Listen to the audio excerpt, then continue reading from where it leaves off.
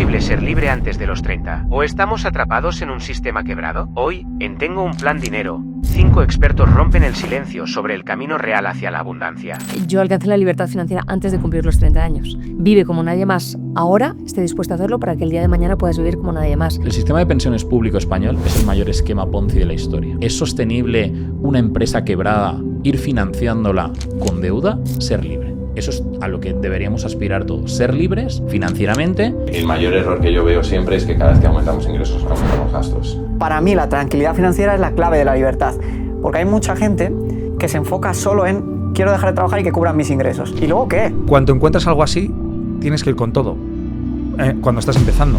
¿Por qué? Porque es extremadamente improbable que se vaya a cero. Seguridad, independencia o libertad total. Prepárate para calcular tu cifra. Bienvenidos a Tengo un Plan Dinero. Yo alcancé la libertad financiera antes de cumplir los 30 años.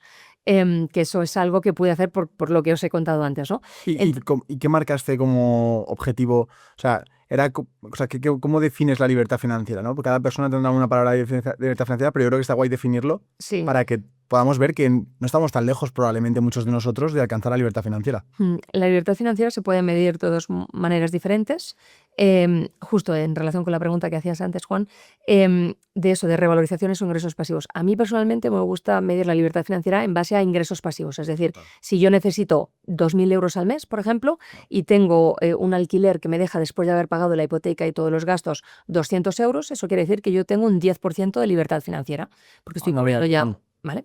Esa es una manera. Otra manera para las personas que no generan ingresos pasivos, pero que por lo que sea tienen un patrimonio, pues se puede calcular en base a patrimonio. Es decir, yo necesito 2.000 euros al mes, por ejemplo, y quiero retirar, eso es lo que quiero retirar. Entonces, si lo multiplico por 12 son 24.000 euros al año. Y si yo asumo, por ejemplo, que tengo una rentabilidad media de un 5%, que es relativamente bajo, es menos que los fondos indexados de media, o sea, algo bastante conservador, un 5%, eso quiere decir que esos 24.000 los tengo que multiplicar por 20 para saber esa cifra a la que tendría que aspirar, que en este caso serían 480.000. Entonces, si yo tengo un patrimonio de 480.000, eso quiere decir que yo puedo ir todos los años retirando para tener, siempre y cuando me den mis inversiones 5% de crecimiento, puedo ir retirando esos 2.000 euros al mes que os decía. De esta forma, te estás como autohaciendo un salario. Eso es. De tus inversiones. Eso es. Lo que pasa es que para mí se puede hacer, pero para mí es un poco como matar a la gallina de los huevos de oro, ¿no? El interés compuesto, claro. El interés compuesto, y también que si tienes un activo que está funcionando bien, por ejemplo, volviendo a esa empresa que te decía antes, yo en ese caso maté a la gallina de los huevos de oro porque en el momento en el que vendí ya no recibía más dividendos, pero yo era consciente de ello y era una decisión informada porque quería pivotar la cartera, no era porque simplemente quisiera, ¿sabes?, hacer una cosa que no tenía coherencia, o sea, tenía un plan. Lo bueno de los pisos es que a la vez se van revalorizando, es decir, te van acumulando más patrimonio y te van dando dividendos, ¿no? Es como que tienes las dos cosas sin perjudicar ni una ni la otra. Realmente hay 3 beneficios de las operaciones inmobiliarias. 2 son los que has definido, pero ojo, hay que ser, vosotros que sois muy jóvenes, pero la gran crisis del sector inmobiliario que hubo en España en el 2007-2008, que se suele pensar el inmobiliario nunca baja, sí que baja, hay que tener cuidado, hay que saber escoger bien, hay que intentar comprar por debajo del precio de mercado, de tal manera si hay una corrección estamos protegidos, tenemos como ese margen de seguridad. Eso por un lado, pero bueno, si escoges bien la ubicación también, las probabilidades de que suban son más elevadas que si bajan. Entonces, esa es una primera manera. La otra es efectivamente los alquileres, pero hay una tercera de la que no se suele hablar y es muy interesante, es que si haces bien las cosas y te apalancas, es decir, recurres a una hipoteca, con esa hipoteca tú realmente vas a invertir menos dinero del que te haría falta para comprar la totalidad del bien porque te lo va a financiar el banco. Claro. Pero si consigues hacer los cálculos bien, va a ser el inquilino el que va a pagar no solo la cuota de la hipoteca, sino todos los gastos asociados, pues de basuras, de IBI, de gastos de comunidad, etcétera. Y incluso puede darse la situación de que te quede un excedente, ¿no? Lo que se suele conocer como cash flow positivo. Que eso sería la categoría de ingresos pasivos. Pero hay una tercera cosa que es la amortización de la hipoteca. Tienes una manera en la que estás ganando dinero porque al final como se calcula el patrimonio neto es el valor del activo menos el valor del pasivo. Si tenemos un piso que vale 100, de los cuales nosotros hemos puesto 30 y 70 nos los han prestado el banco, Vale. a medida que vayamos devolviendo, y de nuevo de nuestro dinero, es de lo que va pagando el inquilino, el 30, o sea, en nuestro patrimonio tendremos que aportar que tenemos 30, no los 100 que vale el de activo porque debemos 70, pero cada mes que pase, pues eso, 31, al mes siguiente 32, 33, y eso de nuevo viene de dinero del inquilino. Entonces has estado ganando por esa tercera vía. Claro, porque no estás usando tu dinero, sino el del banco. Justo. Esto es lo que, bueno, es un concepto clave de este mundo de la inversión, que es la deuda buena versus deuda mala, ¿no? Correcto. ¿Qué diferencia hay entre ambas? Hay muchas. Primero, ¿para qué vas a usar el dinero? Vale.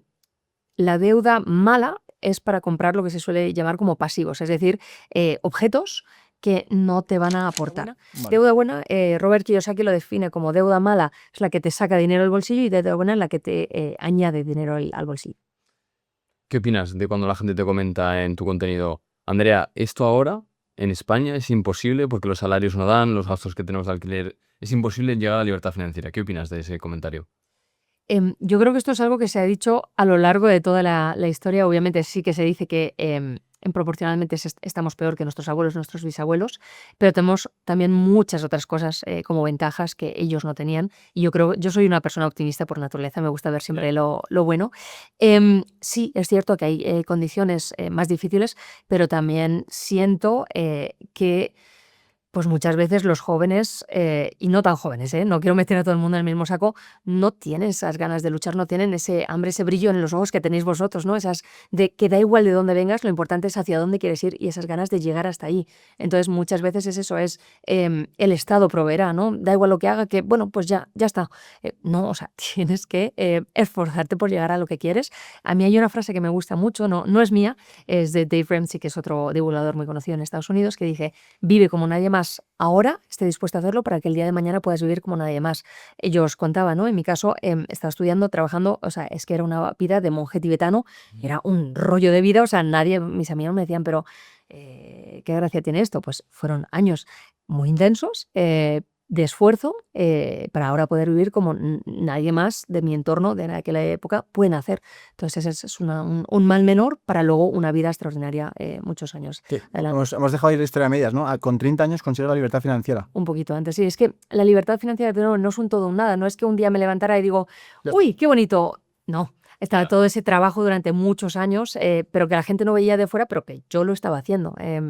¿Y qué fue lo primero que hiciste con esa libertad? El viaje ese que os comentaba al sureste asiático con mi madre mochilera. Y claro, en ese momento tienes que replantear, porque claro, la gente como que se prepara mucho para lo peor, es decir, me preparo mucho para el trabajo, cómo se hago esta libertad, etcétera, pero se prepara poco para qué pasará después. Cuando yo consiga y siga los consejos de este podcast y consiga la libertad financiera, ¿qué haré después con mi vida? ¿Cómo replanteaste tu propósito de vida, lo que vas a hacer con tu tiempo, todo eso? ¿Cómo fue ese proceso? ¿Qué tal lo viviste? Lo viví muy bien. Yo soy una persona a la que gusta bastante planificar. Hay una frase que es en inglés, pero es if you plan to fail, you fail to plan. O sea, es decir, que si no planificas el fracaso. Claro. Y entonces a mí me gusta mucho el tener claro como los siguientes pasos. Pero en ese momento de mi vida dije, mira, has trabajado tan duro durante tantos años, ya está. O sea, vete a ver qué pasa, ¿no? Vete en este viaje, tenía las inversiones funcionando y ya está. Y luego, claro, mis amigos me decían, bueno, ahora tiras a una isla paradisíaca debajo de la palmera. Yo soy una persona súper inquieta que puedo estar en la tumbona 3 minutos, luego ya me sube por las paredes. Entonces, claro, eso te iba a preguntar, digo, ¿cómo llevaste ese no trabajar, ese no hacer nada, no?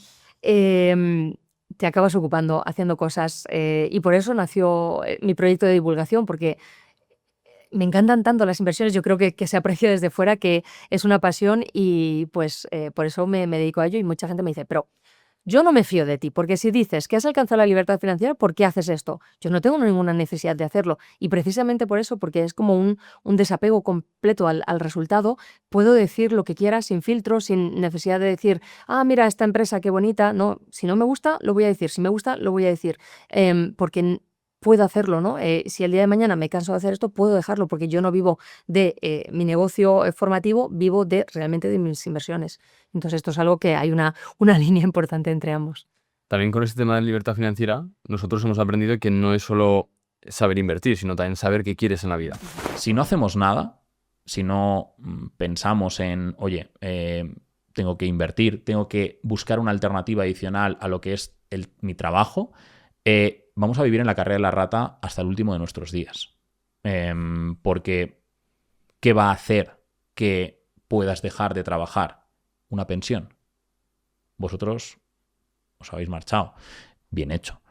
Porque lo que nos está quedando ahí, no sé si sabéis cómo van las pensiones en España, ¿no? Supongo que alguna idea... Parece ser que, no sé, confírmanos, pero parece ser que no, que nuestra generación, incluso un poco más jóvenes, nuestros hijos, por ejemplo, con el sistema que está montado actualmente, no podremos tener una pensión para jubilarnos. Exacto. Vosotros sabéis cuándo se fijó porque hay dos sistemas. Está el sistema de capitalización, donde todas tus cuotas de seguridad social van para ti, se invierten, aunque sean en renta fija o productos muy básicos y que van generando una pequeña rentabilidad, pero te van haciendo interés compuesto.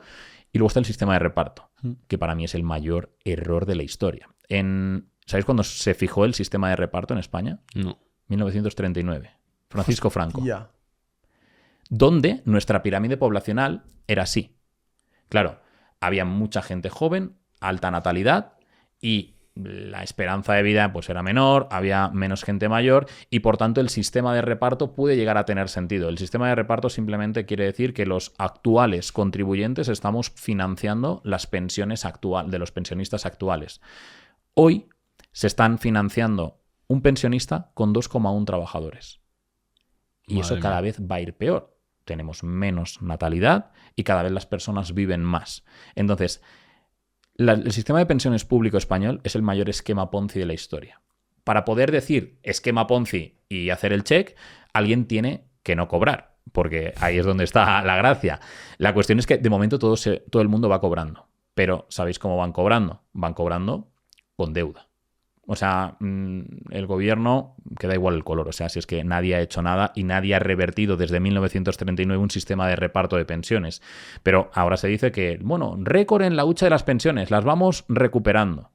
Y lo que no miran es que sí, está recuperando, nunca han llegado a cero, pero la deuda de la seguridad social creo que ya estaba en torno a 116.000 millones. Madre mía. Entonces estamos financiando esas pensiones con deuda. ¿Es sostenible? ¿Es sostenible una empresa quebrada ir financiándola con deuda? Imaginaros que vosotros financiáis Tengo un Plan con deuda y cada vez perdéis más dinero porque vivimos en un déficit permanente desde hace 15 años. Pérdidas. ¿Y cómo tapáis la empresa? Con deuda. ¿Cómo acaba eso? Pues acaba fatal. Claro. Entonces, la forma de financiar nuestro sistema público de pensiones es cuotas de solidaridad, ahora vamos a tributar más, vamos a exprimir al contribuyente, vamos a pedir más deuda y eso es insostenible. Vosotros no tendríais pensiones. Yo no tendría pensión. Yo ya no voy a tener pensión. ¿Dónde va todo ese dinero? ¿Dónde va todo mi dinero? ¿A pagar una pensión de alguien que contribuyó en el pasado? Y el problema es que esto está escrito, que todo el mundo debería saberlo, pero nadie te lo explica en el colegio. Nadie te explica que el sistema de pensiones público es de reparto y todo lo que te vayan quitando por el camino es para pagar a los actuales. Sí, Claro. o sea, aunque esto se sabe, es una cosa que como el sistema es tan complejo y nadie te lo explica, la mayoría de gente no lo entiende. Y luego, y ahora respondo a la primera pregunta, yo es que me enrollo un poco, No te preocupes. el ahorro. ¿Qué nos enseñan de pequeños? El cerdito. Seguramente La hucha. a la hucha. La hucha. Eso es el mayor error de toda la historia, pero que nuestros padres, o sea, a mí me lo enseñaron. Guarda en la hucha, guarda en la hucha. ¿Guarda para qué? Desde 2010 hasta la actualidad, la pérdida de poder adquisitivo del euro, ¿sabéis cuánto ha sido? 34%. En el cerdito, si tú tenías 100 euros, hoy el poder de compra de esos 100 euros, pues le tienes que restar un 34%. Y eso es lo que te puedes comprar hoy con eso. Aún así, la educación financiera, volviendo al principio, es tan horrible que mirar las tasas de ahorro que tenemos en España. Entre 0 euros y 15.000 euros, ¿sabéis cuál es el porcentaje de gente que hay en España que tiene esa cuantía? Ahorrado en la cuenta o en acciones líquidas. La gran mayoría, yo creo. 70%, 80%. 63%. Más de 60.000 euros, un 2,3%. ¿En serio? Es abismal. O sea, y ahora recopilamos todo lo que hemos dicho, ¿de acuerdo? Tenemos carrera a la rata, gente que no es feliz en sus trabajos, que obviamente con las tasas de ahorro que tenemos no podemos dejar de trabajar, porque ¿cómo vas a tú dejar de trabajar con 15.000 euros en la cuenta o con 5.000? Y luego tienes que no vamos a tener pensión y que probablemente vas a tener que trabajar hasta más tarde. Pues con este panorama, ¿cómo no vamos a tener que invertir? ¿Cómo no vamos a tener que hacer que el dinero trabaje para nosotros mientras estamos durmiendo? Warren Buffett lo dice. Si el dinero no trabaja para ti mientras duermes, vas a estar trabajando hasta el último de tus días. Y eso es lo que nos tendrían que enseñar desde niños, meter en la cabeza de que dedícate a lo que quieras. Pero a lo que quieras, te puedes dedicar, puedes ser, yo qué sé, farmacéutico, pizzero, abogado, da igual, porque da igual la profesión. La profesión es algo que tú te tienes que dedicar porque te hace feliz, ¿vale? Hay gente pues que es difícil que se dedique a lo que le hace feliz, pero da igual, dedícate a lo que quieras, pero invierte. Y por poco que inviertas, el resultado siempre va a ser mejor que el resultado al que vas a llegar si no inviertes, que es trabajar de por vida. ¿Se puede empezar a invertir con una pequeña cuantía? Sí. Lo que pasa es que mucha gente, ¿cómo ahorra? ¿O cómo piensa en destinar algo para la inversión? Bueno, yo hago todos mis gastos y luego voy a ver si me queda algo para invertir. Ya ves. Eso es el mayor error que podemos cometer. ¿Por qué? Pues porque tú realmente lo que tienes que hacer, ¿qué es? Lo que tienes que hacer es ¿qué es lo más importante que yo quiero hacer en mi vida? Ser libre. Eso es a lo que deberíamos aspirar todos. Ser libres financieramente, claro, y decidir si queremos trabajar o si queremos viajar. O sea, es totalmente lícito. Sí, sí. A lo mejor vosotros podríais dejar de trabajar, pero lo hacéis porque os gusta, porque os apasiona lo que hacéis y genial. Oye, pero eres financieramente libre, ¿de acuerdo? Entonces, si tú entiendes que tu objetivo tiene que ser financieramente libre, el primer gasto que deberías tener dentro de tu escala de costes sería contribuir como primer gasto lo que destinas al ahorro. Pero lo que sea, obviamente pensando que tienes que pagar una hipoteca, alquiler, gastos fijos, pero métete el primer gasto en la inversión. ¿Cuánto? Pues es que con que inviertas 150 euros al mes es una barbaridad. El problema es que mucha gente lo que busca son resultados a corto plazo. Encontrar, pues, o hacerte millonario mañana. Y yo veo, pues, mucha gente que empieza a invertir en cosas que realmente, pues, eso no es invertir, es especular. Y eso no te va a llevar al resultado que tú quieres. Pero os pongo un ejemplo. En España, el gasto medio en tabaco son 1.800 euros, ¿vale? Si lo dividimos entre 12, pues más o menos saldría una cuantía similar a 150 euros. Wow. ¿Cuánta gente se está destrozando la vida fumando? ¿Cómo puede ser que tengas intención de destinar a una cosa que te va a matar, que va a reducir tu esperanza de vida y no a invertir? Si tú inviertes a 30 años, seguramente conozcáis a alguien que lleva 30 años fumando. 30 años, esa cuantía, de forma mensual o con un aporte anual, da igual, lo que queráis. Y lo invertís en un simple ETF que históricamente te ha dado en torno a un 8-9%. ¿Sabéis cuál es la cuantía después de los 30 años que tienes en la cuenta del banco o en esa inversión? Luego pasarás por impuestos, tienes que ajustar por inflación, pero bueno, da igual, esa cuantía. ¿Sabéis cuánto es? Ni idea. En torno a unos 350.000 euros. Vale. Que sí, que no te hace millonario, ¿vale? Pero es que hemos hablado del gasto en tabaco. Es que si le sumas el gasto en alcohol y en cosas que realmente no contribuyen en ti, tampoco queremos hablar de no disfrutar o de no vivir, o sea, puedes hacerlo todo. Pero si añades el gasto en alcohol y tabaco, te vas a unos 2.500 euros al año, según datos. Eso, a 30 años, son unos 550.000 euros. Qué barbaridad. Hay un primer nivel de seguridad. El nivel de seguridad es, oye, voy a tener una bolsa de dinero líquido que tengo disponible, bolsa no necesariamente física, quiero decir, puede ser ahorrada, para 6 meses o un año de mis gastos. los que sean, me da igual, cada uno que los defina como sean. Yo idealmente diría de mis gastos esenciales. Si tienes un deportivo, a lo mejor lo puedes vender, cosa que yo en su día no entendía.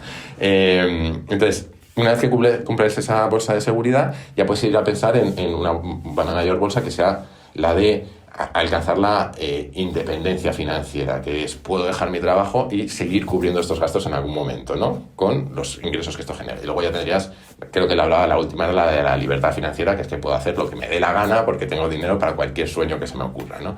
A mí me gusta plantearlo en esos niveles porque además creo que te da objetivos que ir escalando. Entonces, ya solo el de seguridad financiera te da una tranquilidad mental fundamental para gestionar tu carrera y tu vida y tomar las decisiones que quieres tomar. La gente creo que pensará en números, y para que la gente se pueda hacer la idea de cada bolsa, hablabas de meses de trabajo. ¿Cuántos meses crees que sería en cada nivel? Pero supongo que el de libertad financiera de poder gastar todo lo que quieras no es tanto los meses, sino el ritmo de gastos, ¿no? Claro, y esa es la segunda derivada de todo esto. O sea, para mí, cada vez que hablas de esto, estás hablando de relaciones entre ingreso y gasto. Claro.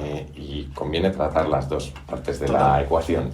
Aumentar ingresos está guay, pero el mayor error que yo veo siempre es que cada vez que aumentamos ingresos, aumentamos gastos. Y hay una frase que yo repito mucho, que es la importancia de lo suficiente. Asegurarte de...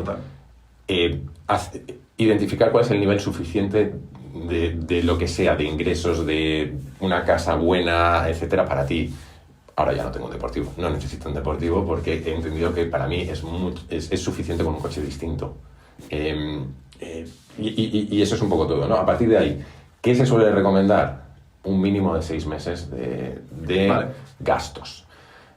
Ahí, si quieres estirar un poco el cicle, puedes decir, claro, si estoy trabajando, tengo el paro, etcétera, puedo computarlo en eso. Yo idealmente diría 6 meses independientemente de todo lo demás, ¿no? Y luego ya la independencia financiera, pues es básicamente necesitas tener unos activos que generen rendimientos suficientes como para que esos rendimientos, sin comerte los activos, paguen todos tus gastos mensuales. Pero en el caso de los fondos indexados, la clave es como reinvertirlo, ¿no? O sea, como que esos pasivos, esos activos, como que ese rendimiento no lo puedes sacar. Bueno, se puede, sí. A ver, se va reinvirtiendo y aquello va generando un compounding en el tiempo y va creciendo, ¿no? Pero llega un momento en el que imagínate que genera más o menos en media un 5% anual. Si tus gastos son inferiores a ese 5% anual, tú puedes sacar, digamos, los gastos son un 3%, sacas un 3% y tienes un 2% que se va componiendo. Entonces, tienes que llegar a ese punto de equilibrio para poder hacer eso. Y digo fondos indexados, pero normalmente nadie hace esto puramente con fondos indexados. Es una combinación de fondos indexados, un piso en alquiler, un no sé qué, etcétera, ¿no? O sea, al final es generarte una serie de fuentes de ingresos. Un podcast, etcétera. Yo ahora estoy de sabático en parte porque tengo un podcast que monetizo y me permite hacer esas cosas y además doy clases y además hago una serie de cosas. Ojalá no tuviera que hacer nada, me aburriría probablemente también. ¿Crees que el plan que acabamos de hablar, que es muy interesante, es viable para una persona que gana 1.500, 1.000 euros actualmente en España? No inmediatamente, pero creo que hay lecciones que son válidas. Lo primero, de hecho yo hice hace bastante tiempo ya como 3 capítulos de finanzas personales en los que lo que decía es lo primero es encontrar cuáles son tus gastos mínimos, pero también es cierto que hay debajo de un nivel del que no puedes bajar y que si el problema es que tus ingresos no son suficientes, tienes que incrementar ingresos porque si no, va a ser imposible. 1.000 euros es complicado. 1.500 creo que puedes empezar a ahorrar algo. No te va a cambiar la vida, pero vas a ahorrar y vas a tener... vas a poder ir generando opcionalidad. Hablábamos de la opcionalidad antes, ¿no? ¿Para qué sirve la seguridad financiera? Para tener opcionalidad. Si vas ahorrando y a lo mejor dentro de 3 años, 4 años tienes esos 6 meses ahorrados, te puedes, yo qué sé, pedir una excedencia o hacer lo que sea en tu trabajo y arriesgarte a hacer un emprendimiento durante 6 meses. Y a lo mejor aciertas o no, pero tienes la capacidad de hacer eso. Para mí el término que más me gusta es el de tranquilidad financiera, porque la libertad financiera es muy relativa. La libertad financiera, si te vas a un pueblecito de Asturias, claro, puedes ser libre financieramente con muy poco dinero. Ya. Entonces, la libertad financiera, como yo la percibo, es no tener que trabajar y poder vivir de mi patrimonio y que me cubran mis gastos del día a día. Vale. Entonces, en función del día a día que tengas, puedes necesitar o muchísimo dinero o muy poco dinero. La libertad financiera para cada persona es distinta. Yo, personalmente, lo que me he dado cuenta es que yo soy una persona muy activa, me gusta ponerme retos intelectuales, retos físicos, y en mi vida, un día a día sin mis negocios y sin mis proyectos, no sería feliz. Entonces, no necesito libertad financiera porque no quiero dejar de generar. Lo que sí quiero es tener tranquilidad financiera. Tranquilidad financiera para saber que si en los proyectos en los que estoy van mal durante 5 años, no pasa nada. Tengo suficiente ahorro, suficiente colchón, suficientes inversiones para poder mantenerlos al ritmo actual sin tener que bajar el ritmo, sin tener que replantearme mi vida o sin irme a otra casa más barata. Para mí la tranquilidad financiera es la clave de la libertad, porque hay mucha gente que se enfoca solo en quiero dejar de trabajar y que cubran mis ingresos. ¿Y luego qué? ¿Sabes? O sea, total, sí. O sea, te aburres. Eso un mes vale, pero luego ¿qué vas a hacer, no? La gente como que idealiza el estar en casa. Entiendo que si estás en un trabajo que no te gusta mucho, y yo creo que mi objetivo es comunicar un poco a la gente que no es tanto conseguir la libertad financiera, sino la tranquilidad y la abundancia financiera. Poder tener los objetivos que quieras de verdad, en plan, poder irme un mes de vacaciones con mi familia en vez de que el hotel dé a la carretera que dé al mar, poder ayudar el día de mañana a que mi hijo se compre una casa, poder ayudar al mejor máster que haya en Estados Unidos, no tener que mirar lo que cuestan los entrantes en el restaurante porque sabes que te lo puedes permitir y no te va a impedir llegar a final de mes. Todas estas pequeñas cosas son las que hacen que el dinero ya no juegue un papel negativo en tu vida y sí que te sientas pues, con esa abundancia y esa tranquilidad financiera. Javi, justo te quería preguntar de eso. ¿Tú quieres tener hijos? Yo sí quiero tener hijos, sí. Más o menos, ¿cuándo los esperas? ¿En 4 o 5 años? Sí, yo ahora tengo 30 y la verdad es que cuando era más joven pensaba que cuando tuviese 30 ya me empezaría a plantear tenerlos. Entonces, mi pareja tiene 28, yo creo que en 4 o 5 añitos será cuando nos empecemos a plantear tener hijos. Y si le tuvieras que dejar alguna inversión, ¿qué inversión le dejarías? Yo a mis hijos les dejaré los fondos indexados y buscaré un vehículo de inversión. En Estados Unidos es lo que se conoce como un trust, que tú puedes canalizar tu patrimonio a través de este vehículo de inversión y hacer ciertas reglas. Que, por ejemplo, no los puedan tocar hasta los 30. Hostia, qué bueno. Que solo los puedan tener si se gradúan, que solo los puedan tal, que no los puedan vender y que lo único que puedan hacer es disponer de un 2% del valor anual, porque, por ejemplo, en las inversiones está lo que se conoce como la regla del 4%, que yo la bajaría al 3 por ser un pelín más conservador, pero básicamente lo que dice es que puedes vender el 4% de tus inversiones sin que se acaben nunca. Entonces vives de tu patrimonio con lo que se conoce como una renta vitalicia. Entonces, el día de mañana lo que yo haré será canalizar mi patrimonio de esta manera. No heredarán los activos, no podrán disponer de ellos a su antojo. Lo que sí podrán hacer es disponer de una parte de lo que generen año a año. Es que este debate lo he tenido sobre todo con mi pareja, porque está las dos corrientes, la de no le dejo nada porque así se espabila, que es un poco lo que te hace tener ese espíritu emprendedor, y la de todo lo que he trabajado se lo puedo pasar a él, a mi hijo o a mi hija, y pueden vivir mejor. Pero claro, igual estoy haciendo una putada porque no son tan espabilados o se sienten más cómodos. En este caso, ¿ellos saben el dinero con el que pueden disponer o no saben nada de lo que hay ahí? Me encanta este debate porque yo lo he hablado también con mi pareja y con amigos míos que tienen bastante dinero. Y al final, la conclusión a la que he llegado es que el hecho de que el hijo esté espabilado o no, no depende del dinero que tenga el padre, sino de los valores que le inculque. Sí. Y de la personalidad del chaval o de la chavala. No todos tienen la misma personalidad.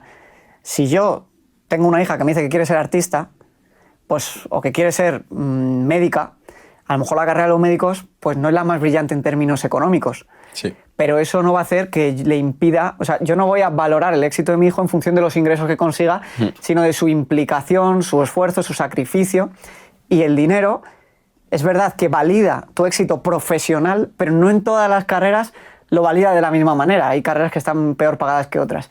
Entonces, en definitiva, yo lo que sí que voy a intentar es involucrarles los valores de esfuerzo, sacrificio, perseverancia. Y si eso se cumple, entonces sí que tendrán acceso a esa parte. Y si no se cumple, entonces evidentemente no les voy a dejar morirse de hambre, pero tendrán mucho menos premio o parte del pastel que el hijo o hija que sí que se esté esforzando, sacrificando y todo esto. Yo en esto de que algunas personas dicen, no, es que yo no quiero que mi hijo vaya a un hotel de 5 estrellas porque no se lo ha ganado él. Pues mira, tío, yo si se lo puedo pagar, se lo voy a pagar. Ahora, los otros 6 días que estemos currando entre semanas, lo que le voy a hacer ver es que para llegar a esto ha habido que esforzarse, que sacrificarse y que estar un montón de años invirtiendo. Y entonces pondré mucho más foco en transmitirle esos valores que no en darle una mentalidad de escasez. ¿Y le tuviese a esa persona que acaba de empezar, le recomendarías algo así? Sí, porque hay que capitalizar al principio. Es decir, alguien que... Ahora tiene que asumir muchísimo riesgo, ¿no? Tiene que asumir un riesgo superior al promedio. Eso sí quiere realmente alcanzar la libertad financiera. Claro. Que digamos que la libertad financiera, por así decirlo, la seguridad financiera empezaría a partir del 1.000.000. Podríamos ponerlo así. ¿Vale? Porque luego hay quien diría, bueno, yo con 100.000 o 200.000 puedo hacer trading y tener tiempo para mí, ¿no? En casa y tal. Sí, pero estás súper atado a eso, ¿no? Porque además ese dinero tiene que estar en la cuenta de trading para que tú puedas hacer ese 1 o 2% mensual que te garantice como mínimo esos $1.000 a $4.000 mensuales. Que eso es lo que me gusta un poco de las fondeadas, que no tienes que arriesgar tus ahorros. Pero sí que, o sea, lo hablábamos antes, o sea, he montado un hotel en el Serengeti. ¿No? Claro, eso ya es pantalla avanzada ya, de inversión, me refiero, hasta que llegues a la inversión en el Serengeti. Sí, o sea, ese ya es el nivel, ese ya es cuando ya tienes un patrimonio importante y ya empiezas a invertir en generadores de caja, ¿no? Exacto. Es como el cash flow de Robert Kiyosaki. Pero de hecho, te querré preguntar después, sobre estas inversiones diferentes de los gráficos, que es como son, por ejemplo, lo del Serengeti, que parece súper interesante. Para no irnos mucho del tema, no, pero eso. No me iba a ir eso. Vale. Lo que quería es como trasladar que al igual que con Bitcoin me pasó que vi lo de los ETFs, lo de BlackRock, y entonces entendí que había precio alcista, sentimiento de mercado, la atención estaba yéndose ahí. Además, la gente estaba haciendo ya expectativas de cuánto dinero iba a entrar y hacia dónde se iba el precio. Por tanto, fundamentales sólidos y liquidez. Entonces, los 4 pilares fueron a Bitcoin. Entonces, lo que quiero decir es que, al igual que el Serengeti, que abarca los 4 pilares también, y ahora os explicaré por qué, aunque no sea cotizado, realmente abarca los 4 pilares. O sea, en cuanto encuentras algo así, tienes que ir con todo, cuando estás empezando. ¿Por qué? Porque es extremadamente improbable que se vaya a cero, eso. Pero eso sí, tiene que coincidir los 4 pilares. Es decir, Bitcoin era... O sea, yo cuando metí todo lo que había ganado en ese momento pensé, bueno, si esto cae un 30%, pues solo tengo que esperar. Porque algún fundamental haya cambiado o porque haya un cambio. Si cae un 30% y veo que esto no se recupera, asumo un 30%. Pero un 30% es la...